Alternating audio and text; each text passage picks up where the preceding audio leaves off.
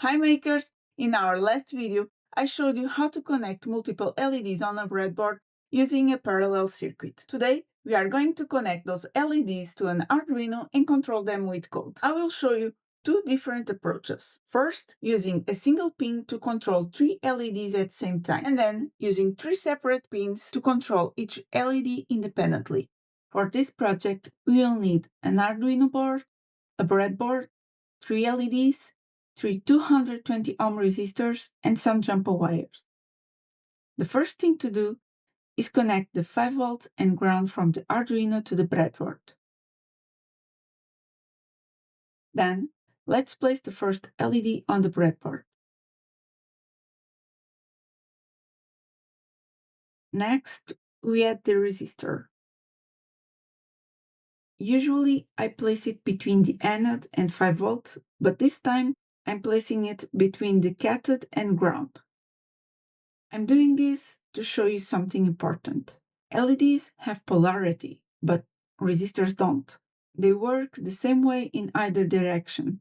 The only thing that matters is that the resistor is in series with the LED. Now, instead of connecting the LED to 5 volts, we will connect the jumper wire from the anode to digital pin 12. Next, we place the other two LEDs and their resistors on the breadboard, using the same setup.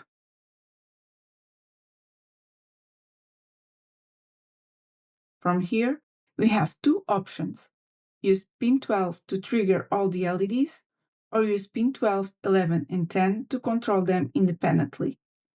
Let's start with the first option.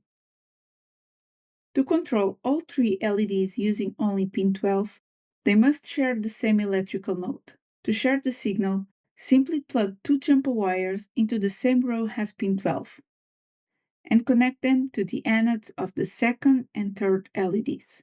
This way, when the Arduino sends a signal to pin 12, all three LEDs will react in perfect sync. Now let's open the Arduino IDE and write our code.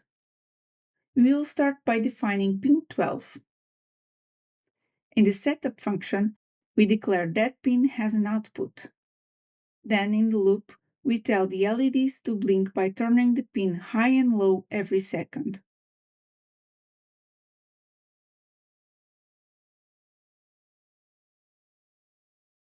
As you can see, we have created a simple circuit where we control the blinking of all LEDs at once. But now, let's jump over Tinkercad. I want to show you something very important that happens behind the scenes.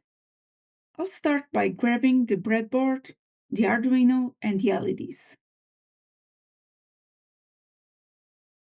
Next, I will add the resistors and set them to 220 ohms. Then, we'll connect the 5 volts to ground rails. And finally, the jumper wires. I'm using a few extra wires here just to keep the layout clean and easier to follow. Now let's paste our code in the Tinkercad editor and click Start Simulation. If you look closely, a warning symbol appears over the Arduino. Tinkercad is telling us that we are pulling 26 milliamps from pin 12, but the recommended safe limit per pin is only 20. Since three LEDs are sharing the same pin, the total current increases, and over time that can damage the board. The quickest fix is to increase the resistance by switching the resistors to 470 ohms, which brings the current back down to a safe level. Et voila, the warnings are gone. Now, you might be wondering, why did I specifically choose 470 ohms? It all comes down to Ohm's law. To keep our Arduino safe, we shouldn't pull more than 20 milliamps from a single pin. Since three LEDs share that pin, each one gets about 6.7 milliamps. With Arduino providing 5 volts and each LED dropping about 2 volts, our resistor needs to handle the remaining 3 volts. Applying the formula, we divide those 3 volts by our 0.0067 amps, which give us 447 ohms. Since this value isn't a standard resistor size, we go with the next closest value, 470 ohms. This brings our total current to a safe 19.2 milliamps.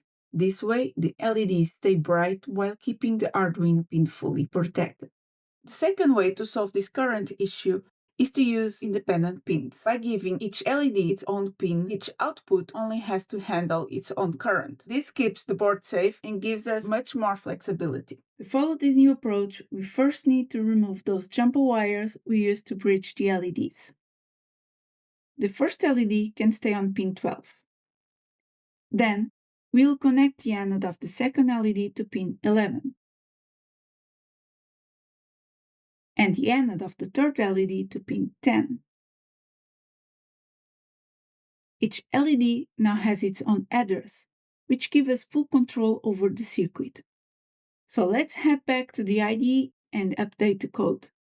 We need to define pins 11 and 10 and declare them as outputs in the setup function.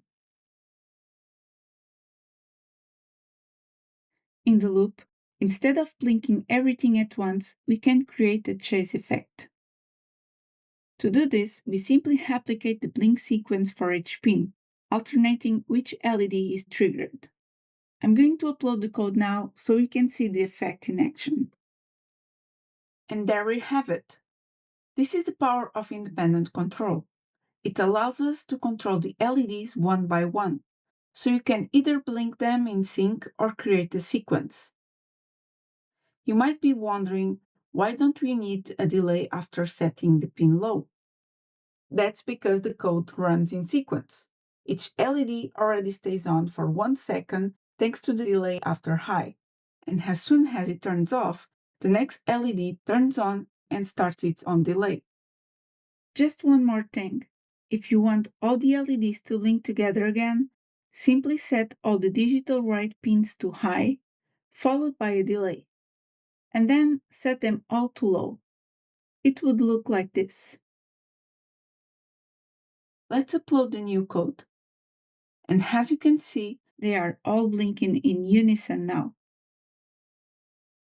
I hope you enjoyed this project. And now here's a challenge for you. Try combining this circuit with buttons to trigger different sequences. But spoiler alert, that's exactly what we'll be doing in our next video, so stay tuned. And don't forget to give a thumbs up and subscribe to the channel for more Arduino tutorials. Thanks for watching, and I'll see you in the next one.